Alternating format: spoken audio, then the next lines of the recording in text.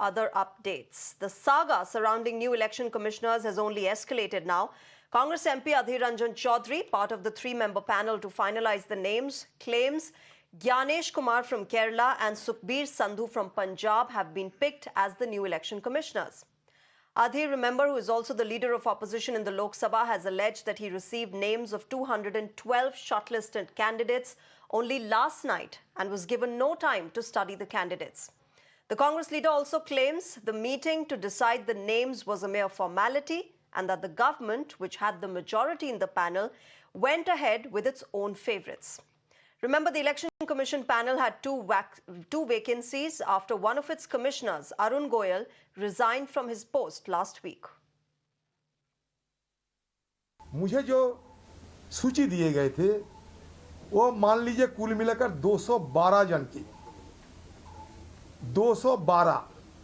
तो मान लीजिए कल रात में मैं आए हैं दिल्ली, 12 बजे पहुंचे और सुबह 12 बजे हमें पीएम साहब की दफ्तर में चयन करने के लिए जाना पड़े और इसी बीच रातों रात 212 व्यक्तियों को उनके बारे में मुझे कैसे बारीकी से जानकारी मिले और कैसे मैं अपना बुद्धि को इस्तेमाल करें। इस कमेटी में बहुमत सरकार की पक्ष में है, तो इसलिए मैं कहीं ये ना कहें, सरकार जो चाहेगी वही होगी।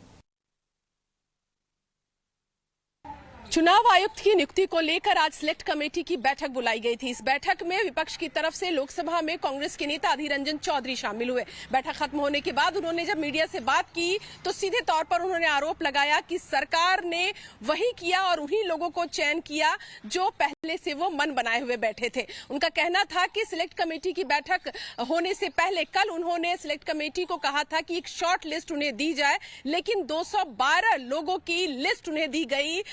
उनका यह आरोप था कि 212 लोगों के बारे में जानकारी इतने कम समय में वो नहीं जुटा सकते थे और जब बैठक शुरू हुई तो सिर्फ 10 मिनट के अंदर उन्हें 6 लोगों की लिस्ट दी गई। उन 6 लोगों में ही 2 लोगों का सिलेक्ट किया गया चुनाव आयुक्त के तौर पर, जिनमें से एक केरल के ज्ञानेश कुमार हैं और दूसरे पंजाब के सुखबीर सिंह संधू हैं। तो ये दोनों को सिलेक्ट किया गया। सीधे तौर पर अधीर रंजन चौधरी ने कहा कि मैंने डिसेंट नोट लिख कर दिया है और सरकार ने जो ये पूरी जो प्रक्रिया है वो पूरी तरह से औपचारिकता भर थी, ये भी उन्होंने आरोप लगाया। उन्होंने ये भी कहा कि जिन लोगों की जानकारी उन्हें दी गई थी 212 लोगों की, वो उन सबको नहीं जानते थे और इतने कम वक्त में इनके बारे में जानने का मौका उनके पास नहीं था। हालांकि वो ये भी कह रहे हैं कि सरकार ने जो फैसला लिया है उस पर उन्होंने अपना डिसेंट नोट लिख करके दिया है और चुनाव आयोग का पद और चुनाव आयुक्त का पद सबसे महत्वपूर्ण होता है, खासकर एक